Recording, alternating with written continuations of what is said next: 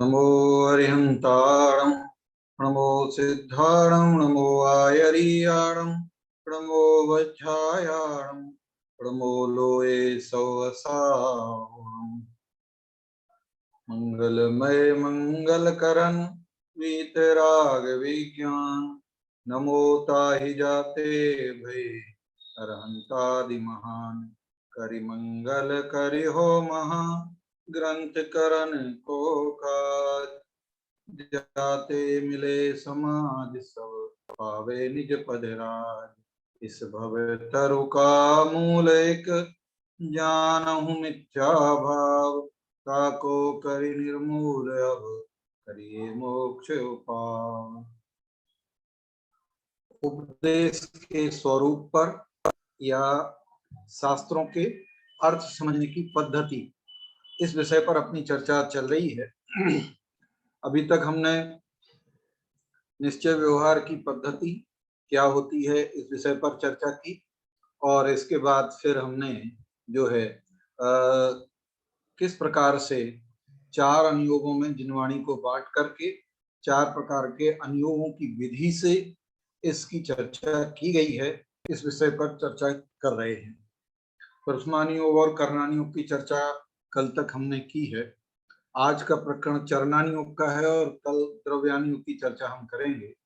ये दोनों प्रकरण बहुत बड़े हैं अपने आप में, तो मैं पहले से बोल रहा हूँ, अगर 5-10 मिनट कक्षा लेट हो जाए 11-10 तक तो मुझे माफ कर दीजिएगा। पहले से कोशिश कर रहा हूँ समय पर पूरा करूं, लेकिन आज और कल 2 दिन में मुझे चरणानुयोग और द्रव्यानुयोग की बात करनी है। और कल 2 विषय हैं कि अनुयोगों के अभ्यास का क्रम क्या होना चाहिए, इस विषय पर भी थोड़ी सी चर्चा करेंगे। वैसे तो 4 टॉपिक बचते हैं: अनुयोगों का अभ्यास क्रम, व्याकरण शास्त्र की उपयोगिता, और ये जो उपदेश का स्वरूप है उसकी क्या, किस तरीके से उसको लेना। ये 4 टॉपिक और बचते हैं, फिर कभी अपन मिलेंगे तो दोबारा उसके बारे में बात करेंगे, लेकिन अभी आज और कल 2 पॉइंट पर चर्चा करते हैं। ठीक है आकाश, शुरू करें बेटा। तो आज हम जो चर्चा करने वाले हैं वो चरणानुयोग के अभ्यास क्रम पर है। ये पीडीएफ मैंने कल भेज दी थी, हो सकता है संयम जी ने आपके वरिष्ठ उपाध्याय के ग्रुप में भेज दी होगी, तो उसके आधार से अब मैं चर्चा कर रहा हूँ थोड़ी सी, क्योंकि इसमें विषय वस्तु जो है वो सांगोपांग निरूपित है। केवल तत्वज्ञान पाठमाला की पुस्तक के आधार से चर्चा नहीं ले सकते, इसलिए यहाँ से ले रहे हैं। सबसे पहली चीज परिभाषा, चरणानुयोग किसे कहते हैं। चरण और अनुयोग 2 चीजें हैं। चरण का अर्थ होता है चारित्र। आचरण शब्द बोलते ना अपन, आचरण, तो आचरण, इस व्यक्ति का आचरण ठीक नहीं है, इस व्यक्ति का आचरण ठीक है, तो आ उपसर्ग पूर्वक चरण है शब्द, तो चर धातु से बना हुआ है। चर अर्थ गमन करने के अर्थ में भी आता है और रमण करने के अर्थ में भी आता है। ठीक है, तो अनेक अर्थों में प्रयोग होते हैं। धात्वादे अनेक अर्थ आपने पढ़ा ही होगा, धातुओं के अनेक अर्थ होते हैं। यहाँ चरण का अर्थ आचरण है, और जैसे कि आपने चारित्र की परिभाषा पढ़ी है, स्वरूपे चरणम चारित्रम, अर्थात आत्म स्वरूप में चरण करना, आत्म स्वरूप में लीन होना, उसका नाम चारित्र है। स्वरूपे चरणम चारित्रम। तो हम इसको देखते हैं कि चरणानुयोग किसे कहते हैं। जहां आचरण का वर्णन हो, चरित्र का वर्णन हो, तो देखो वास्तव में तो चारित्र जो होता है वो आत्मा का गुण है, और आत्मा के गुण की, चारित्र गुण की जो परिणति है, उस परिणति का नाम चारित्र या चरण कहलाता है। ठीक है, अब वो चारित्र गुण बाहर में तो दृष्टिगम्य होता नहीं है, अंतरंग में परिणामों का जो रमणता और आत्म रमणता या आत्म रमणता से बाहर की स्थिति होती है, वो अंदर के परिणाम है।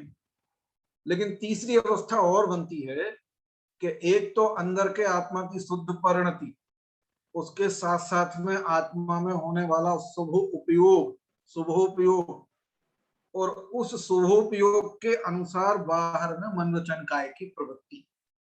3 चीजें आ गई बेटा कुरनाल, याद रखना है। पहला, आत्मा की परिणति, जिसको हम शुद्धोपयोग बोलते हैं, वही शुद्ध परिणति है आत्मा की, वही वास्तविक चारित्र है। दूसरा शुभोपयोग रूप अर्थात शुभ राग रूप परिणाम जीव के, अपन उसमें शुभ और अशुभ दोनों ले सकते हैं, शुभोपयोग अशुभोपयोग दोनों ले सकते हैं, क्योंकि जिसका अशुभोपयोग होगा उसका चारित्र अच्छा नहीं है, जिसका शुभोपयोग होगा उसका चारित्र अच्छा है, अपन ऐसा बोलेंगे। तो दोनों उपयोग उसमें ले लेना, सीधी बात ये है। ये आत्मा से बाहर आने के उपयोग हैं। और तीसरा क्या होता है कि जैसा जीव का शुभ या अशुभ उपयोग है, उस शुभ अशुभ उपयोग के अनुसार जो जीव की परिणति के अनुसार जो मन वचन काय की क्रिया होती है, क्या होती है? मन वचन काय की क्रिया। तो उस मन वचन काय की क्रिया के अनुसार ये जो बाहर की परिणति होती है, उस बाहर की परिणति को भी चारित्र कह दिया जाता है। क्या कह दिया जाता है? चारित्र कह देते हैं। तो अपन 3 प्रकार के चारित्र मिलेंगे, निश्चय चारित्र, व्यवहार चारित्र और उपचार चारित्र, है ना। निश्चय चारित्र क्या है? चार्जर। निश्चय चारित्र क्या है? आत्मा की शुद्ध परिणति। व्यवहार चारित्र क्या है? शुभोपयोग शुद्धोपयोग, जिसको अपन शुभोपयोग कहते हैं। और उपचार चारित्र क्या है? कि जो उस उपयोग के निमित्त से मन वचन काय की क्रिया होती है। ठीक है, वास्तव में देखा जाए तो उस क्रिया की क्या वैल्यू है? कुछ भी नहीं है। मन वचन काय की क्रिया की कोई वैल्यू नहीं है, लेकिन उसे उपचार से चारित्र कहा जाता है। ठीक है, तो अब इन सब का वर्णन जहां हो, सबका वर्णन जहां हो, वो चरणानुयोग है।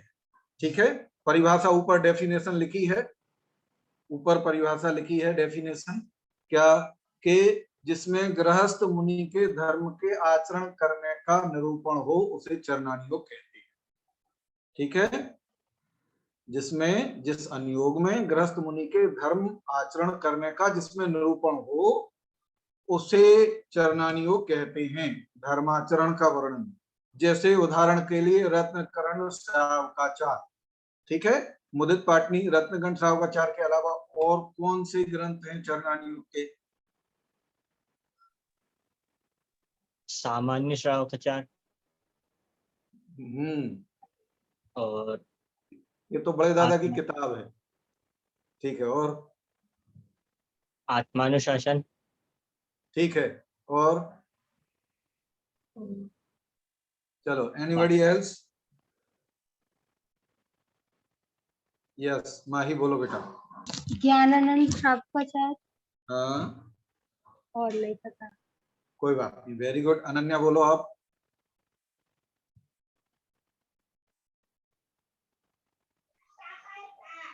अनम्यूट नहीं है आप।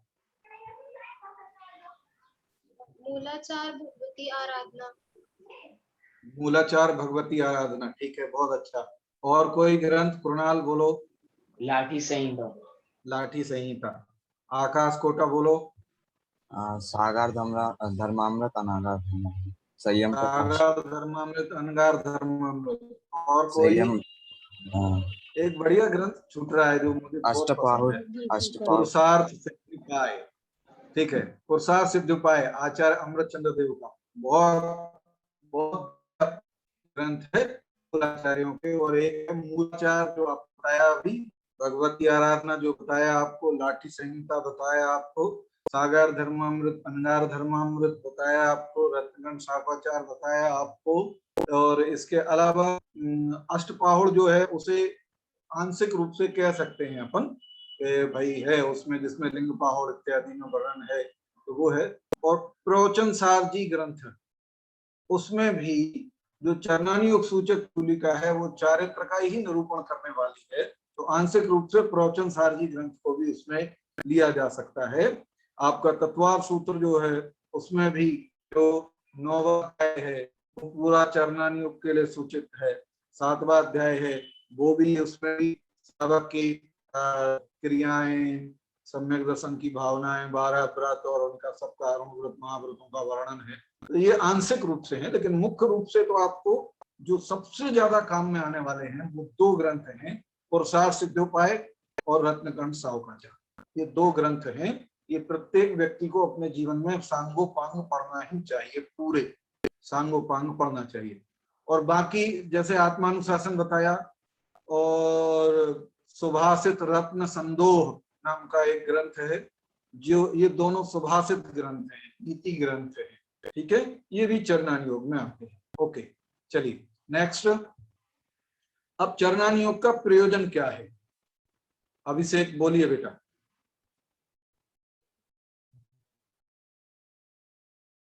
कोई अभिषेक हैंड रेज किए हुए हैं, कुछ पूछ रहे हैं आप?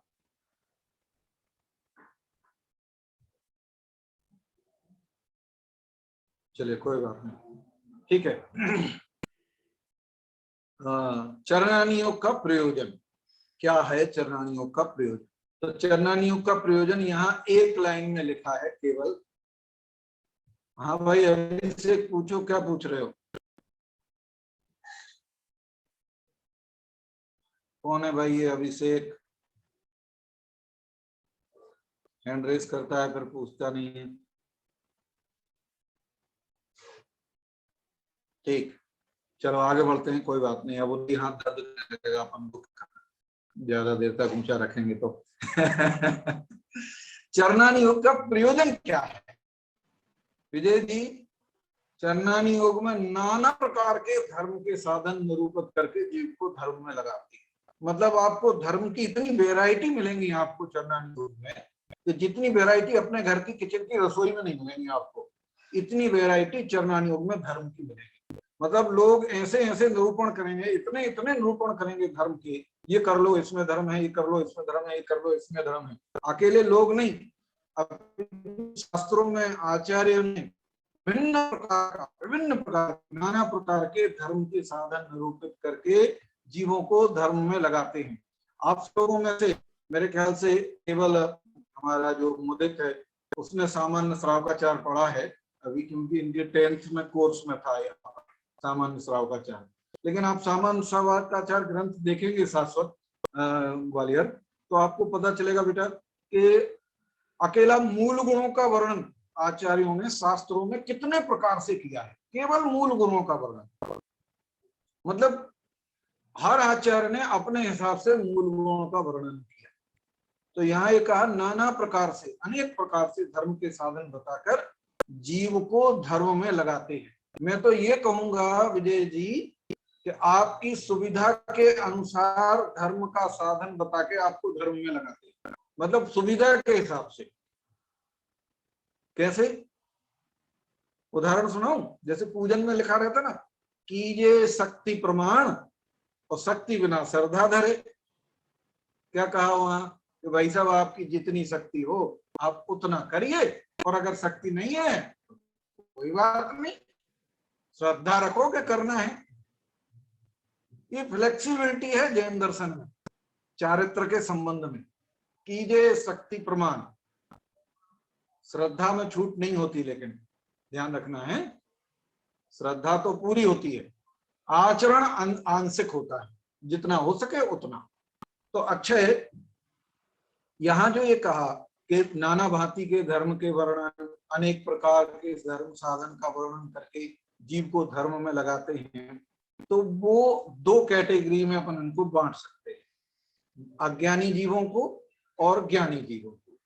अज्ञानी जीवों को किस प्रकार से प्रयोजनवान है चरणान योग का व्याख्यान विधान, या उनको किस प्रकार करके धर्म में लगाना होता है? तो कहते हैं जो जीव हिताहित नहीं जानते और हिंसादि पाप कार्यों में तत्पर रहते हैं, उन्हें जिस प्रकार पाप कार्यों को छोड़कर धर्म में लगे वैसा उपदेश दिया जाता है। उदाहरण के लिए अज्ञानी और बच्चे जो होते हैं ना, वो एक जैसे होते हैं। छोटा बच्चा होता है ना, छोटा बच्चा, उसे छोटे बच्चे को अपना हिताहित नहीं पता रहता है। आप उसके सामने 100 चॉकलेट रख दो दृष्टि, तो वो 100 चॉकलेट खा जाएगा, 100 खा जाएगा, पूरा डिब्बा चपाचट कर जाएगा। उसे फर्क नहीं पड़ता कि इससे क्या होगा, पेट में कीड़े हो जाएंगे, दांत खराब हो जाएंगे, बीमार हो जाऊंगा। 100 चॉकलेट दे दो, स्वस्थी खा जाएगा कि नहीं खा जाएगा? 100 चॉकलेट एक ही दिन में लगातार, फर्क नहीं पड़ता उसको कुछ भी।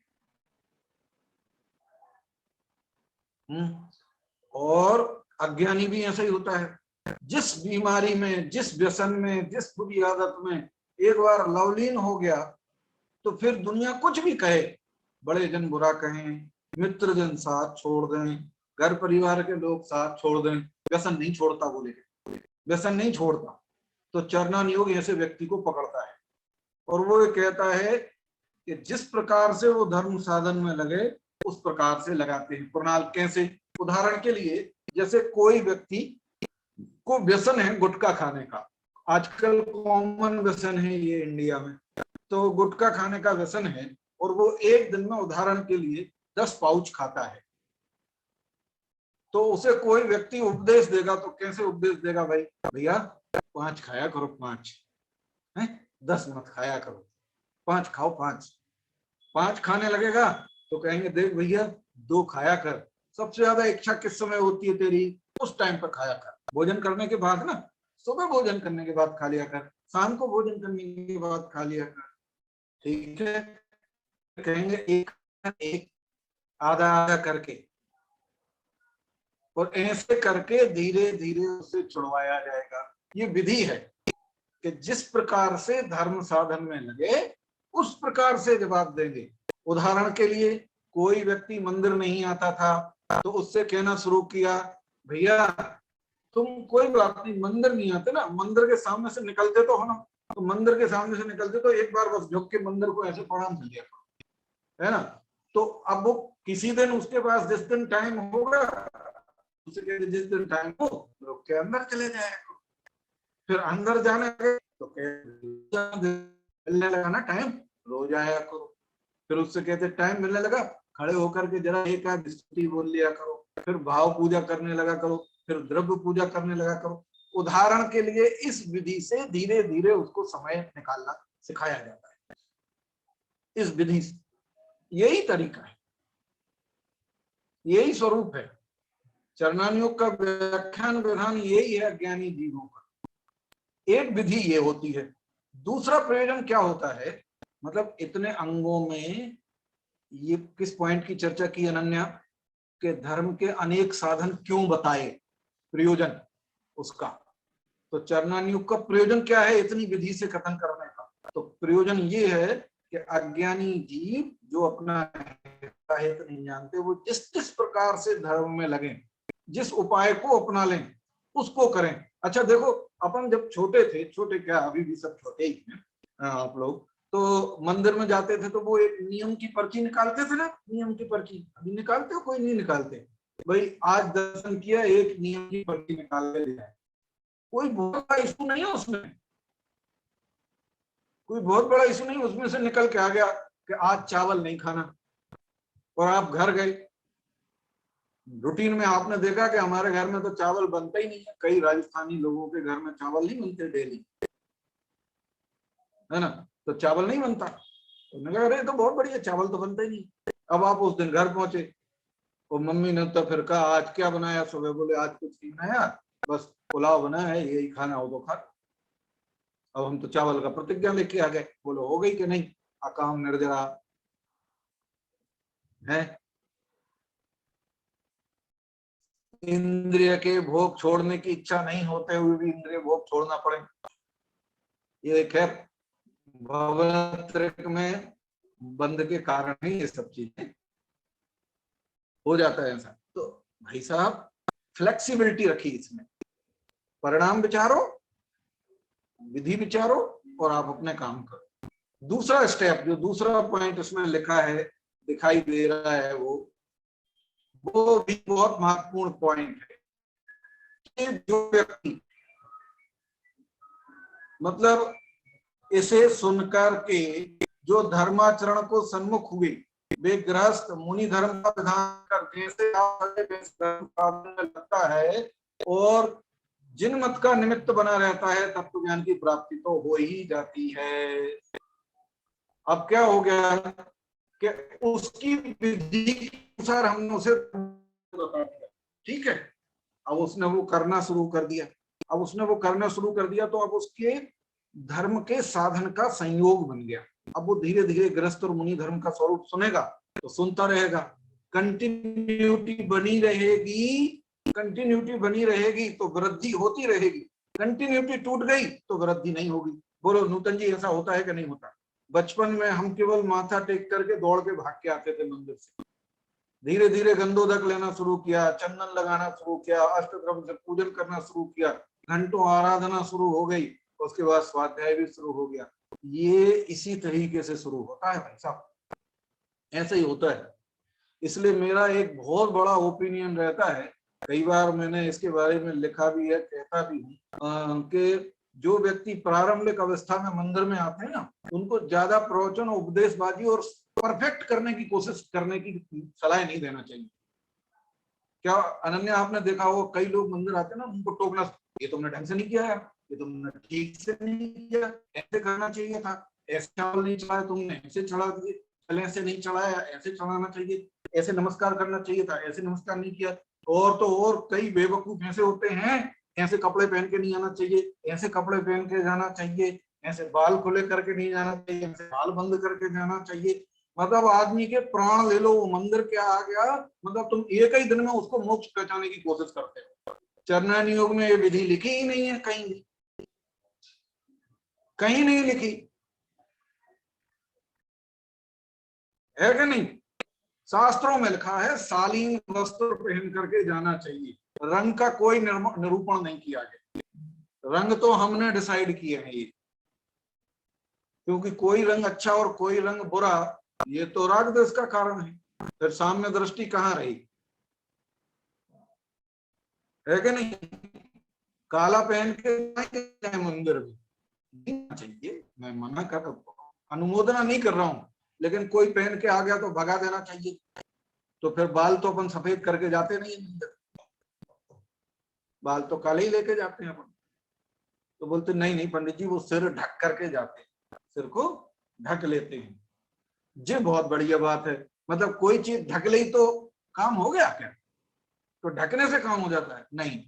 मैं बहुत ज्यादा नहीं कहूंगा इस बारे में, क्योंकि लंबा विषय खिंच जाएगा, लेकिन मैं केवल इतना सा बोलना चाहता हूं कि इन सब चीजों में, फालतू की चीजों में दिमाग खराब नहीं करना, ना ज्यादा उपदेश देने की कोशिश करना है इसके बारे में, और ना कोई उपदेश दे तो उसे सुनने की कोशिश करना।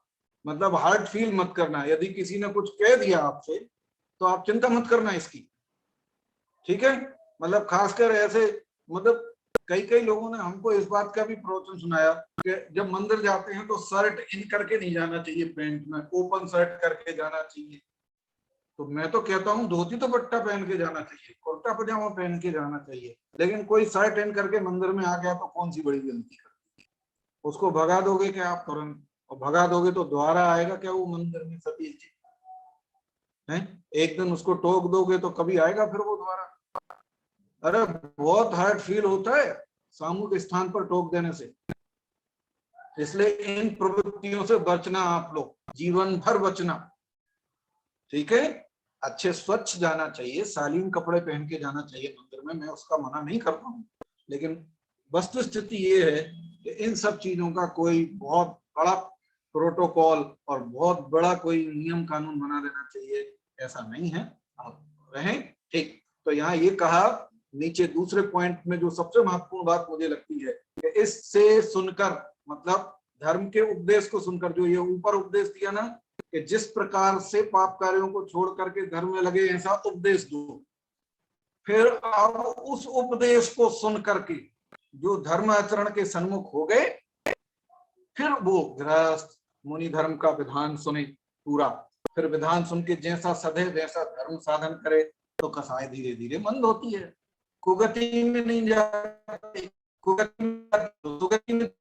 सुगति में जाते हैं, धर्म साधन का निमित्त बना रहता है। तो मतलब फ्यूचर की बढ़िया गारंटी हो जाती है इसमें संयम, तो वो भविष्य में उसे धर्म का साधन बना रहेगा। ठीक है निहारिका भाई, कम से कम आ रहा है तो चांस तो है, नहीं आएगा तो चांस खत्म हो जाएंगे। ठीक, तो आने दो, जुड़ने दो, सुनने दो, ये है। तो ये तो हुआ अज्ञानियों के लिए। अब जो तत्वज्ञानी जीव हैं उनको क्या फायदा है इससे?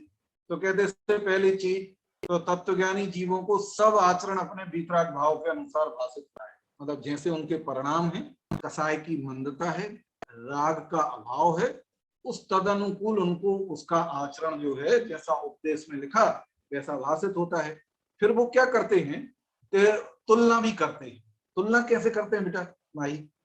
राग जितना हमारा घटा है वैसा आचरण है कि नहीं, जैसा आचरण है उतना राग घटा है कि नहीं घटा है। कहीं ऐसा तो नहीं है कि चरणानी योग का व्याख्यान विधान पढ़ के वो पता लगाते हैं कि इस भूमिका इस अवस्था में इन चीजों को नहीं करना चाहिए या नहीं होना चाहिए, तो फिर उस विधि से उन चीजों को छोड़ता है। जैसे कि आप सब लोग हैं, शास्त्री का अध्ययन कर रहे हैं, तो आप कहीं जाते हैं रिश्तेदार में, परिवार में, अपने घर में, मित्रों के बीच में, तो लोग आपको देखते हैं, तो आपको देख करके लोग कहते हैं अच्छा धार्मिक विद्यालय में अध्ययन कर रहे हो, फिर तो आपको ये काम नहीं करना चाहिए। तो वो टोके उससे अच्छा है कि हमको पता होना चाहिए कि हमारी भूमिका, हमारा आचरण कैसा हो, है कि नहीं? कम से कम धार्मिक महाविद्यालय में खड़े हैं तो रोड पे खड़े होकर के चाट पकौड़ी तो नहीं खाना चाहिए, है? सड़क पर खड़े खड़े तो कोई अनछनी जल की चीजों का प्रयोग नहीं करना चाहिए। ये हमारे यहाँ बच्चों की क्लास चलती ना, तो प्रेमचंद जी भाई साहब संडे को जो क्लास लेते तो वो अक्सर इन बच्चों से कहते हैं, छोटे बच्चों से, खासकर जो 8th 9th 10th वाले हैं विद्या निकेतन के, तो बेटा ठीक है तुमसे कोई चीज नहीं छोड़ी जा रही ना, भक्ष की बात कर रहे हैं, अभक्ष की तो नहीं कह रहे, अभक्ष तो पूरे ही छोड़ देना चाहिए, लेकिन भक्ष चीज भी बाजार में खड़े होके नहीं खाना चाहिए, है कि नहीं मुदित पाटनी भाई? खाने योग्य चीज है तो भी वो कहते हैं घर ला करके आराम से शांति से बैठ करके खाओ, चलाए देते हैं, उससे आपकी भूमिका का पता चलता है कि नहीं? अच्छा एक वाक्य बोलता हूं मैं आप सब लोगों से, याद रखना है, सबके लिए है ये, आप सब बच्चों के लिए, चूंकि आप आराधना कर रहे हो, धर्म की अध्ययन कर रहे हो, इसलिए जैन धर्म की सबसे बड़ी प्रभावना क्या है आपके द्वारा? अगर किसी के पास जवाब हो तो है ना, हाथ रेज करना, मैं पूछूंगा नहीं उससे, लेकिन जवाब मैं ही दूंगा। जैन धर्म की सबसे बड़ी प्रभावना क्या है? तो जवाब इसका ये है बेटा कि आपके माध्यम से जैन धर्म की अप्रभावना ना हो, यही जैन धर्म की सबसे बड़ी प्रभावना है। दोबारा बोलूं, जैन धर्म की सबसे बड़ी प्रभावना क्या है? कि आपके माध्यम से जिन धर्म की अप्रभावना ना हो, यही जिन धर्म की सबसे बड़ी प्रभावना है। वर्तमान में यही रूल लागू होता है, क्योंकि आप लोगों को इन्फ्लुएंस कर पाते हो कि नहीं कर पाते ये सेकेंडरी पोजीशन है, आप लोगों को प्रभावित कर पाते हो कि नहीं कर पाते हो ये बिल्कुल अलग बात है, लेकिन आपके आचरण से अगर जिन धर्म की अप्रभावना हुई तो बहुत खतरनाक काम है।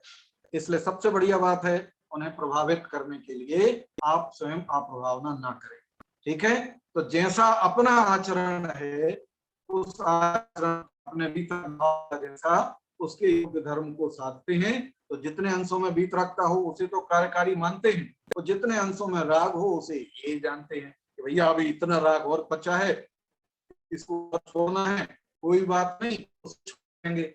क्षुल्लक जो अपने बड़े बरणी जी बोलते हैं ना, जिनको गणेश प्रसाद जी बरणी जी, तो बरणी जी से किसी आदमी ने पूछा, बुंदेलखंडी में बोलता हूं मैं, है काय बरणी जी भिंडी खाना चाहिए कि नहीं खाना चाहिए?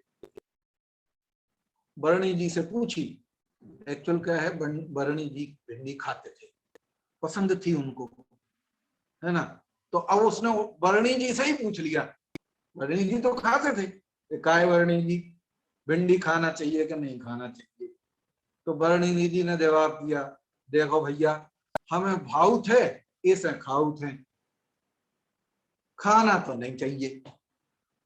कितनी निर्मलता और सरलता से जवाब दिया उन्होंने, हमें भाती है मतलब अच्छी लगती है इसलिए हम खाते हैं, खाना तो नहीं चाहिए, नहीं खाना चाहिए,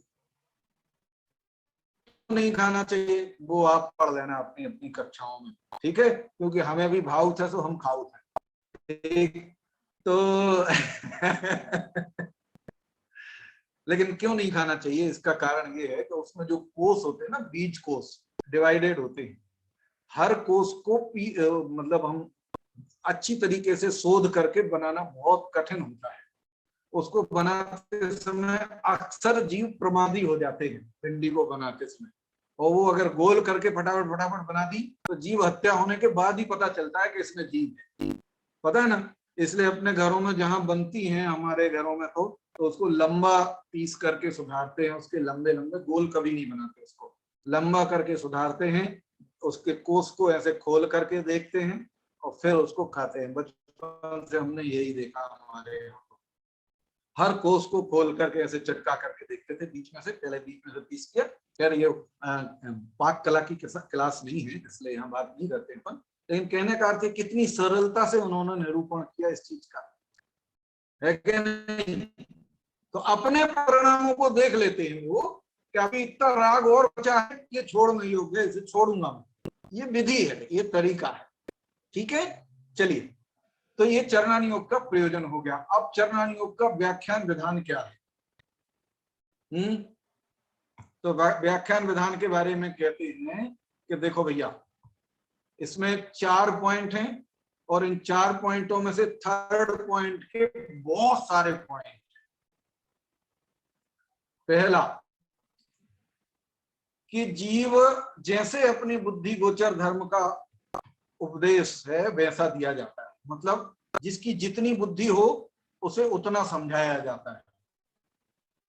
उदाहरण, भील को उपदेश दिया था, भील को, तो उससे कहा भैया एक काम कर, तू कौवे का मांस छोड़ दे, ठीक है, चलेगा, इतना तो कर सकता कि नहीं कर सकता, कौवे का मांस छोड़ दे, छोड़ दिया उसने। जिसके जितना हो उतना,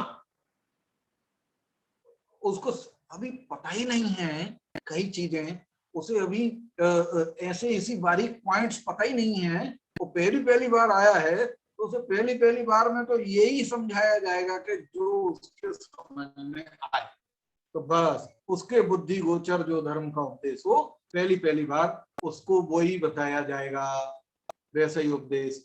ये उसकी विधि है चरणानी कहने की। दूसरी विधि, निश्चय धर्म, धर्म तो निश्चय मोक्ष मार्ग है, उसके साधनादि जो हैं वो उपचार से धर्म है, अतः व्यवहार धर्म की प्रधानता से नाना प्रकार उपचार धर्म के भेदों का निरूपण किया गया है। कैसे? देखो, वास्तविक धर्म तो निश्चय है, अब निश्चय का तो निरूपण क्या किया जाएगा, कथन में तो आता नहीं है, और निश्चय तो अभेद और एक ही होता है, तो अब इतने सारे कथन करने हैं तो क्या किया जाएगा, तो पूरी तरह से व्यवहार की मुख्यता से और चारित्र को अनेक भेदों में डिवाइड करके, ये व्यवहार की प्रधानता के तात्पर्य मतलब ये है कि क्रियाओं की मुख्यता लेकर के, है ना, व्यवहार की प्रधानता से नाना प्रकार के औपचार धर्म का निरूपण किया जाता है। उपचार धर्म अभी मैंने बताए थे ना आपको, मन वचन काय की क्रियाएं, उन उपचार धर्म की क्रियाओं का वर्णन किया जाएगा सभी। ये व्यवहार निश्चय एक है, अभेद है, व्यवहार की प्रधानता माने परिणामों की मुख्यता को देख करके, और जो औपचारिक मन वचन काय की क्रियाएं हैं, उन मन वचन कार्य की क्रियाओं के आधार से बहुत सारे धर्म के वेदों का वर्णन किया जाएगा। अब देखो, आप चरणानी योग में वचन के धर्म बहुत बता दिए, मन के धर्म बहुत सारे बता दिए, शरीर के धर्म बहुत सारे बता दिए, बहुत सारी क्रियाएं, ये सब श्रावक की 53 क्रियाओं का वर्णन है। बोलो आप, 53 क्रियाएं, क्रिया कोश ग्रंथ है ना, उसमें श्रावक की 53 क्रियाओं का वर्णन है। मुनियों के धर्मों का आचरण करते समय हर मूल गुण अलग अलग, आचार्य के मूल गुण अलग, उपाध्याय के मूल गुण अलग, साधु के मूल गुण अलग, उनमें भी बंटवारा करके आवश्यक आचार्यों के अलग, मुनियों के आवश्यक अलग, थोड़ा अंतर है, केवल एक, ज्यादा नहीं, लेकिन इंटेंसिटी के हिसाब से इनके उत्कृष्ट है, उनके सामान्य। तो ऐसे वर्णन किया जाता है उसमें उपचार की क्रियाओं को देख करके अनेक भेदों में, ठीक है। जैसे 8 मूल गुण है, तो अष्ट मूल गुण क्या है? तो ये जो है ना, पंच उदंबर फल का त्याग और 3 मकार मध्य मास मधु, पता है ये किन के लिए थे अनन्या? ये जंगल में रहने वाले आदिवासियों के मूल गुण हैं। देख लो, आप देख लो, इनको नाम देख लो। आप लोगों में से आधे से ज्यादा लोगों ने, मैं तो कहता हूँ 90% लोगों ने 5 उदंबर फल देखे ही नहीं होंगे। आजकल बरगद का पेड़ भी बड़ी मिलता है, उमर का फल, कटुमर का फल, मकर का फल देखे आपने? ये उमर, ठीक है। अब बुंदेलखंडी लोग तो समझ जाएंगे। तेंदू, तेंदू, एक तेंदू, तेंदू का भी फल लगता है, मतलब थोड़ा चीकू टाइप का होता है तेंदू, लेकिन उसका ऊपर का कठोर होता है। उसी टाइप का उमर भी होता है, लेकिन उस उमर जैसे ही हम फोड़ के खोलते हैं तो खोलते ही उसमें से मक्खियों जैसे, मच्छर जैसे जीव जो है ना, ऐसे ऐसे उड़ के निकल जाते हैं, तुरंत अंदर रहते हैं उसमें हमेशा 100%। इसलिए उनका त्याग किया। तो ये तो जंगल में रहने वाले लोग जो जंगली फलों को खाते थे, क्योंकि इनमें जीव होते हैं, और मध्य मांस और मधु उनके लिए हैं। इसलिए आगे बढ़ के आचार्यों ने इनका वर्णन नहीं किया था। सतीश जी क्या किया फिर? उन्होंने कहा 5 अणुव्रत और 3 मकार का त्याग, ये श्रावक के अणुव्रत हैं। फिर किन्हीं आचार्यों ने व्यसनों को शामिल कर दिया, किन्हीं आचार्यों ने रात्रि भोजन का त्याग उसमें शामिल कर दिया, किन्हीं आचार्यों ने तो पूजन उसमें और छने जल का प्रयोग उसमें शामिल कर दिया मूल गुणों में। तो अलग अलग समय पे, और वर्तमान में अगर कोई आपसे कहेगा कि मूल गुण लिखो, तो आप उन मूल गुणों का वर्णन करते समय उसमें मोबाइल को भी डालोगे, लैपटॉप को भी डालोगे, टैबलेट को भी डालोगे, व्हाट्सएप भी लिख सकते हो, फेसबुक भी लिख सकते हो, ट्विटर भी लिख सकते हो, टिकटॉक भी लिख सकते हो। ये सब मूल गुणों में आ जाएंगे आपके त्याग में। व्यक्ति के परिणाम और समय खराब करने वाली चीजों को ही तो नियंत्रित किया जाता है, या कर देते। चलो खैर, अगला पॉइंट। अब इनमें से तीसरा पॉइंट जो है वो ये है कि एक व्यवहार ही का, एक निश्चय सहित व्यवहार का, इस प्रकार 2 वैरायटी के उपदेश मिले। एक उपदेश वो होगा जिसमें केवल व्यवहार का वर्णन है, निश्चय का कोई उल्लेख नहीं, केवल व्यवहार का वर्णन है, व्यवहारिक औपचारिक व्यवहारिक वर्णन। और एक वर्णन ऐसा मिलेगा चरणानुयोग में जिसमें निश्चय सहित व्यवहार का वर्णन। अब इसको मैं सरल भाषा में अभी यहाँ क्लियर कर दूं, क्योंकि कितना लंबा समझा पाऊंगा नहीं समझा पाऊंगा वो बात अलग है, लेकिन पहले बता देता हूँ निहारिका। व्यवहार का वर्णन है मतलब जिसमें केवल बाह्य क्रिया की मुख्यता हो, केवल बाह्य क्रिया, वो तो हुआ व्यवहार का वर्णन। लिख लीजिए ये बात, जिसमें केवल बाह्य क्रिया का मुख्यता हो वो तो है व्यवहार का वर्णन। लेकिन जिसमें अंतरंग शुद्धि और तदनुकूल बाह्य क्रिया का वर्णन हो उसको कहते हैं निश्चय सहित व्यवहार। अंतरंग शुद्धि और तदनुकूल बाह्य क्रिया, उसका नाम है निश्चय सहित व्यवहार। समझे अपन इसको?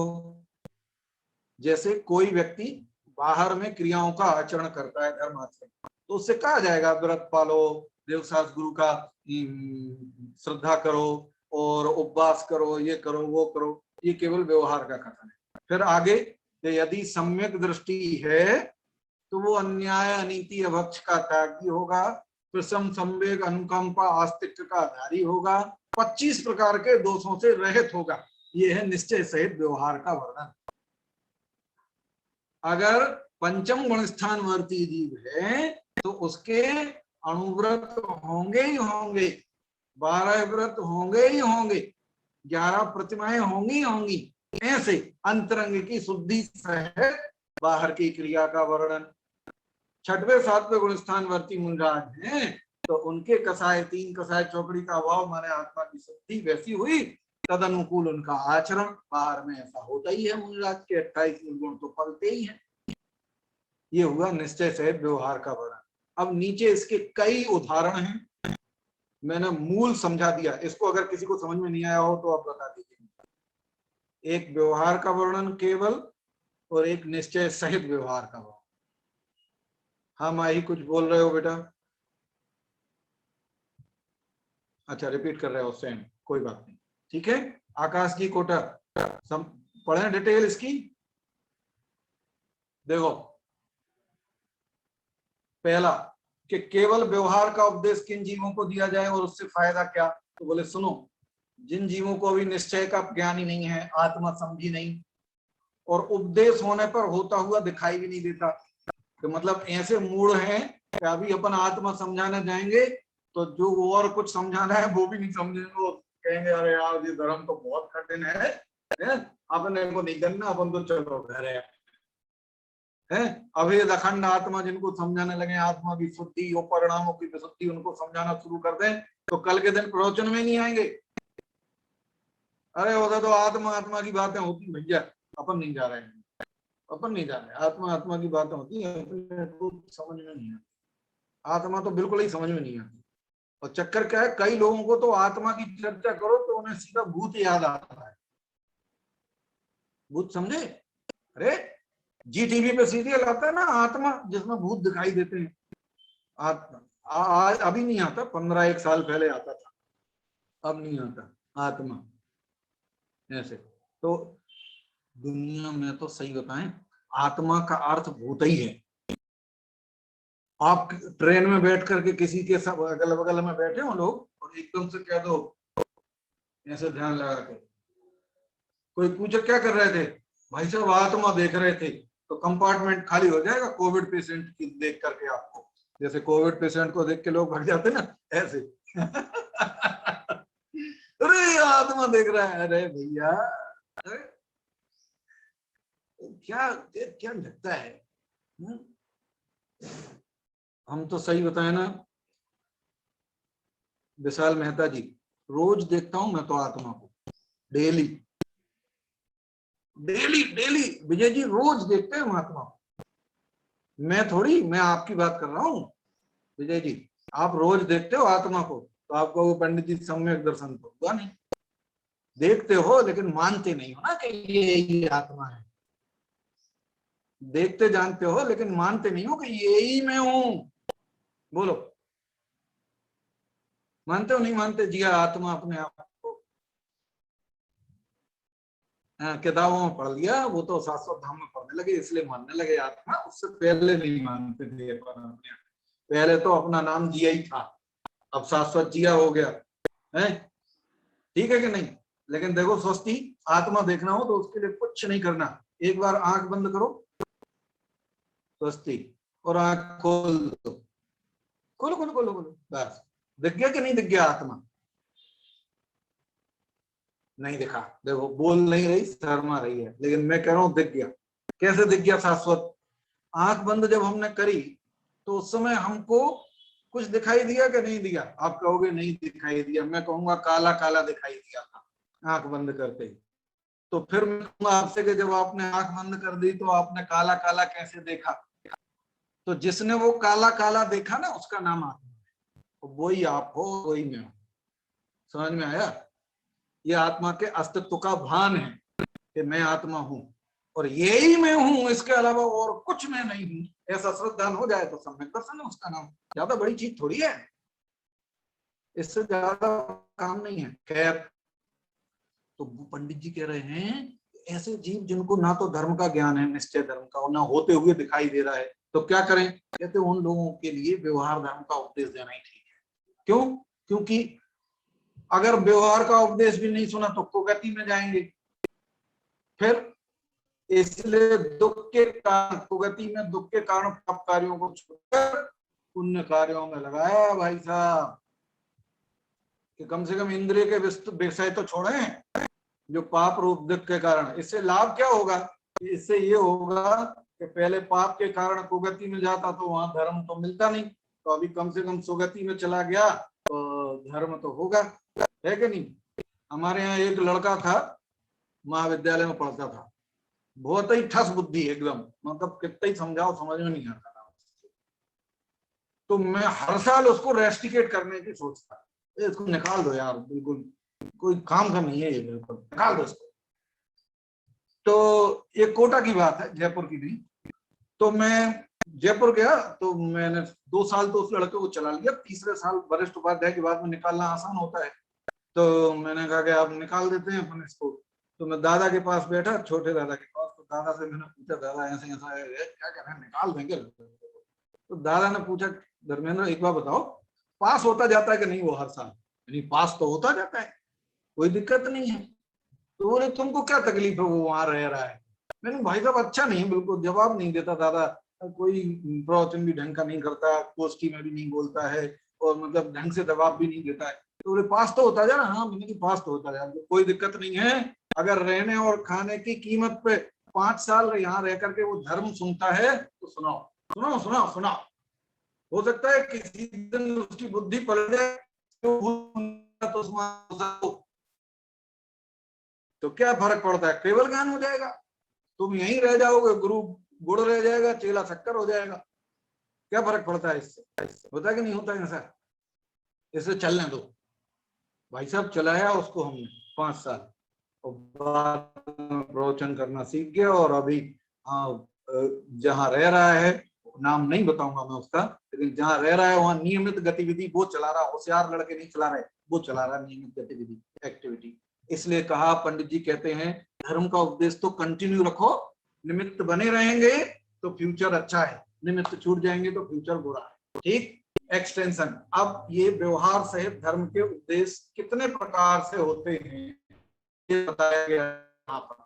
देखो, पहला, इस पॉइंट ए का नीचे के पॉइंट ए 2 और 3 एक्सटेंशन है। उपदेश, व्यवहार उपदेश में बाह्य क्रिया की प्रधानता होती है, जिसके उपदेश से जीव पाप क्रिया छोड़कर पुण्य क्रिया में प्रवर्तता है, तो वहां क्रिया के अनुसार परिणाम भी तीव्र कसाय छोड़कर मंद कसाय रूप हो जाते हैं। इसलिए परिणाम सुधारने के लिए बाह्य क्रिया का उपदेश देते हैं।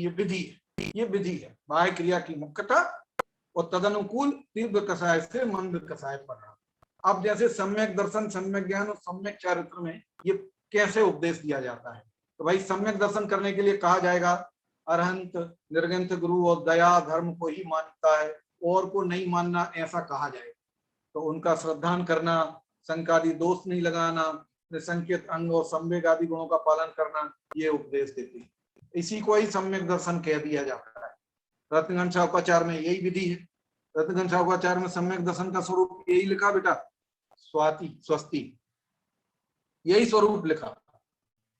गुरु का 25 दोषों से रहित, 8 प्रकार के मदों से रहित, त्रिमूढ़ापोढ़मष्टांगम सम्यक दर्शनमस्मय, श्रद्धानाम परमार्थानाम आप्तागम तपोव्रतानाम त्रिमूढ़ापोढ़मष्टांगम सम्यक दर्शनमस्मयम्। ये सम्यक दर्शन का लक्षण लिखा, सच्चे देव सद्गुरु का श्रद्धान करना, 25 दोषों से रहित, 8 अंगों से, इसका नाम सम्यक दर्शन है। जबकि सम्यक दर्शन तो आत्मा का दर्शन है, 7 तत्व का श्रद्धान है, लेकिन नहीं, व्यवहार की मुख्यता से उसे सम्यक दर्शन कहते हैं। बस ये विधि है, चन्नन योग की स्टाइल है। सम्यक ज्ञान के लिए क्या कहेंगे, व्यवहार का उपदेश, तो भैया जैन शास्त्रों का अध्ययन करना वही सम्यक ज्ञान है। अर्थाचार, व्यंजनाचार इत्यादि का पालन करना वही सम्यक ज्ञान के 8 अंग हैं। इतना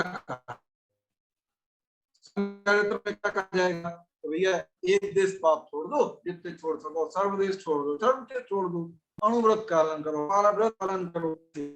जैसे धर्म नहीं हो तो एक आखड़ी इत्यादि का ही उपदेश देते हैं। एक आखड़ी मतलब, आखड़ी अर्थात होता है नियम, मतलब अखाड़ा होता ना जो बाउंड्री से बंधा हुआ, ऐसा ही आखड़ी माने नियमों से बंधा हुआ एक व्यक्ति।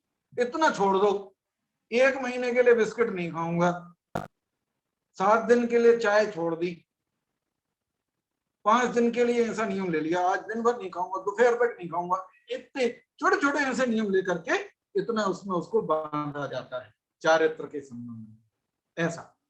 तो ये विधि है वहां।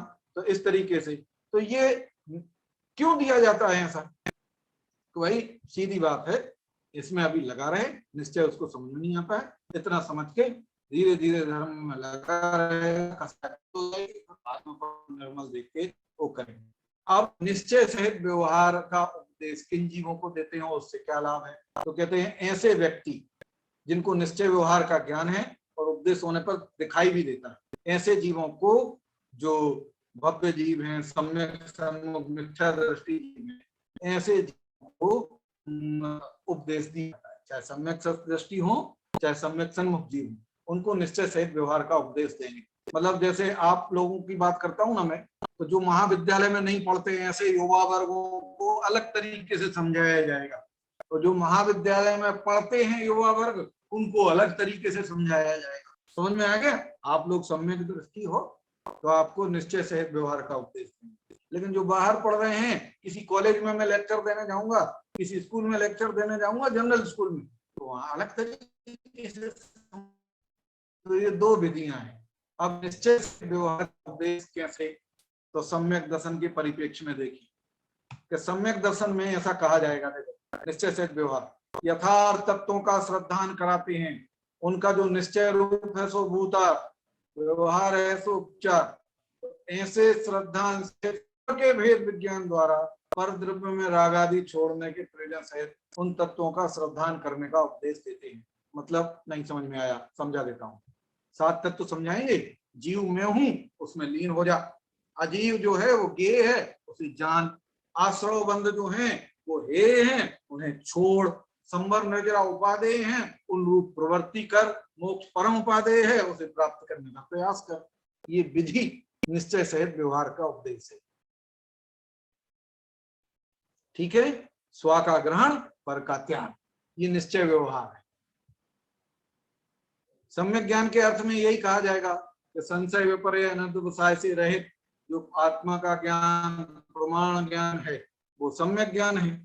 और जिन शास्त्रों का अभ्यास करना और उस प्रयोजन के अर्थ जिन शास्त्रों का अभ्यास स्वयं करना, ये निरूपण किया जाता है। ये व्यवहार का उपदेश। सम्यक चारित्र में उपदेश दिया जाएगा तो सबसे पहले यही कहा जाएगा निश्चय से व्यवहार में कि भाई जी, सबसे पहले आप तो जो है राग छोड़ो, है ना? क्योंकि ये राग आग है और ये राग नहीं छूटा तो कुछ नहीं छूटा। इसलिए कहा जाएगा कि ये तो राग हो जाओ।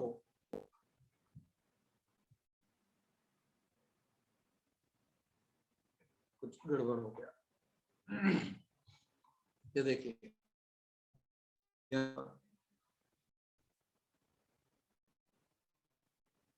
ठीक, राग दूर करने का कितनी भी प्रार्थना हो संसार बाहर में क्रिया करने के लिए कहा जाता है निश्चय से व्यवहार। तो इस तरह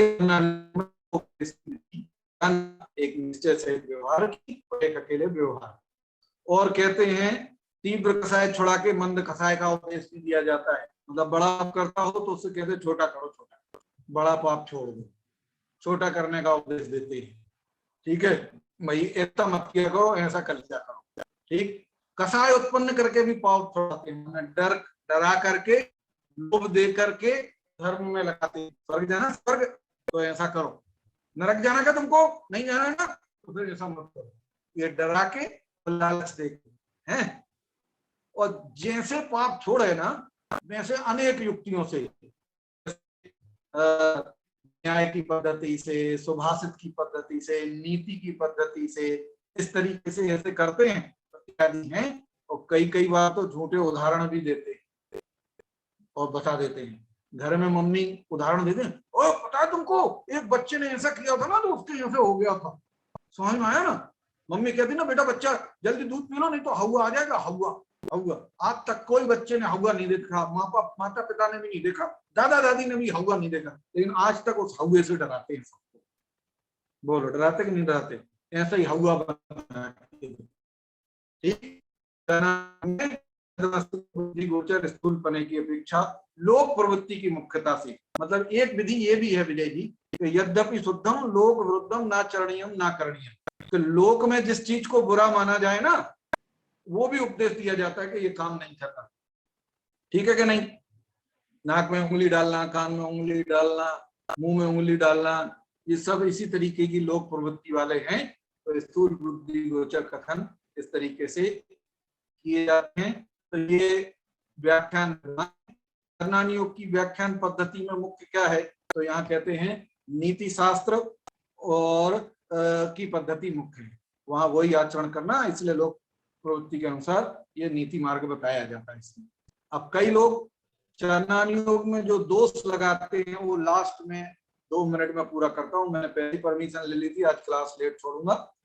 कि क्या बताया था, तो लोग कहते हैं भैया इसमें तो बाहर की क्रियाओं का वर्णन है, इससे तो कुछ होता नहीं है, तो अपने परिणाम जैसे हो उनको परिणामों को निर्मल करना है कि नहीं। तो टोडरमल जी ने व्यंग में इसका जवाब दिया है और ये कहा कि देखो भैया विशाल मेहता जी, ऐसा कभी नहीं होता कि तुम्हारे परिणाम अच्छे हो क्रिया बुरी हो, है कि नहीं। दोबारा बोलूं, परिणाम अच्छे हो क्रिया बुरे हो ऐसा नहीं है, निमित्त निमित्त संबंध है। इसलिए अगर परिणाम अच्छे हैं तो क्रिया भी अच्छी होनी चाहिए। तुम सोचो कि हम अकेले परिणाम अच्छे रखेंगे और क्रिया बुरी रखेंगे, तो ऐसा तो कभी कभी पराधीन हो कोई व्यक्ति तो होता है। मतलब नहीं समझे आप। उदाहरण के लिए कोई व्यक्ति शराब नहीं पीता, नहीं पीना चाहता है, लेकिन 4 गुंडों ने उसके हाथ पकड़ दिए, मुंह खोल दिया और जबरदस्ती उसके मुंह में बोतल लगा दी और उसने शराब पी ली, तो ये तो पराधीनता बस गलत आचरण हो गया। लेकिन अगर तुम्हारे परिणाम अच्छे हैं सतीश जी, अन्नदाते जी, और आपके परिणाम अच्छे हैं और आप स्वतंत्र हो, एकदम सब करने के लिए स्वाधीन हो, तो बोलो कौन रोकता है आपको त्याग करने से? कोई नहीं रोकता। इसलिए टोडरमल जी कहते हैं भैया व्रत समिति इत्यादि जो है अच्छे परिणामों का परिचायक हैं। एक बार क्या हुआ कि बीरबल ने अपने बच्चे को पिटाई लगाई खूब, तो बच्चा रोने लगा। तो अब बीरबल ने धीरे से थोड़ी देर बाद में अपने बच्चे को बुला के कहा, देखो बेटा मैं क्या है, मैं तुमको बहुत प्यार करता हूँ इसलिए मारता हूँ, है ना। तो अब बच्चा तो बीरबल का ही था, तो बीरबल का बच्चा बोला कि पापा प्यार तो मैं भी आपको बहुत करता हूँ, बस मैं ऐसे व्यक्त नहीं कर पाता। समझ गए आप लोग? कि ये आपके प्यार को व्यक्त करने का तरीका है क्या, मार के? आप लोगों के कई दोस्त भी होते होंगे, प्यार ऐसे ही दर्शाते हैं, तोड़ के आएंगे अरे क्या बात है, और पीछे से ऐसे जोर से हाथ मारेंगे, और कैसे हो, अरे यार क्या कर दिया, अरे यार तुम भी यार, ये तो दोस्तों का प्यार है भैया। ऐसे प्यार से दुश्मनी अच्छी बोल रहा हो। कहने का मतलब मेरा ये है कि परिणाम और क्रिया ये दोनों निमित्त अंदर से बाहर की व्याप्ति है। मतलब अंदर से चीज छूट गई ना तो बाहर में छूटे बिना नहीं रहती। हमको पता चल जाए कि खीर में छिपकली गिर गई है तो वो कटोरी हाथ में से छूट के गिर जाएगी। अगर 2-4 चम्मच खीर अंदर पेट में चली भी गई हो तो वो उल्टी के द्वारा बाहर कर दी जाएगी। मतलब अंदर से कोई चीज छूट गई तो बाहर से छूटे बिना नहीं रहेगी। इसलिए तर्क मत दे चंदन योग में तो व्रत का वर्णन है, हम उसका क्या करेंगे, हम तो अकेले परिणाम निर्मल रखेंगे। ये मुमुक्षु भ्रष्ट ही इसीलिए हो रहे हैं सारे, कि हम अपने परिणाम के चक्कर में सेवा पूजा उपासना छोड़ दी, मंदिर की क्रियाएं छोड़ दी, पूजा पाठ छोड़ दी, बस एक। और कई लोगों ने तो स्वाध्याय ही छोड़ दिया। क्या करना है, बहुत पढ़ दिए ग्रंथ, बहुत पढ़ दिए ग्रंथ, अब क्या करना है? ऐसे लोग भ्रष्ट होते हैं। इस प्रकार से चंदन योग का व्याख्यान विधान है। कल द्रव्यान योग की चर्चा करेंगे। ओम नमः सिद्धेभ्यः। जावाणी के ज्ञान ते सूझे लोकालोक, सोवाणी मस्तक नमो सदा देत हूँ लोक। जय बोलो द्वादशांजन वाणी माता की।